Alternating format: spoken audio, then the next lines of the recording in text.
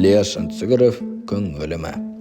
Бұл шығарма заман көрінісі мен өмір шындығын бейнелейтін жазушының алғашқы әңгімелерінің бірі. Оқиға өткеннің емес, ұмытылған шындықтың даусы. Алқа күң, бірақ оның да жүрегі бар. Оның өмірі от жағу, мал бағу, үнсіз қызмет етумен өтіп жатты. Ана болуға да уақыты қалмады. Апа, бізді ұрды. Тыныш жүріңдер, шыдаңдар.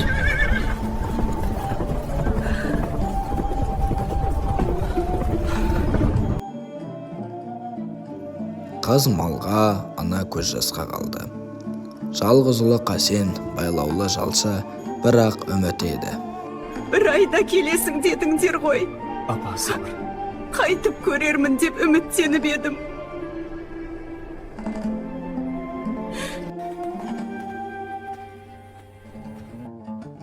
Жалғыздық оның соңғы сыбағасы болды. Бұл үй емес, бұл тірі мола. Қасен, келдің бе? Бұл күннің өлімі емес, бұл қоғамның үкімі. Бұл оқиға өткенде қалды деп ойлайсың ба? Жоқ, ол тек үнсіз қалды. Сен оқысаң ғана тіріледі.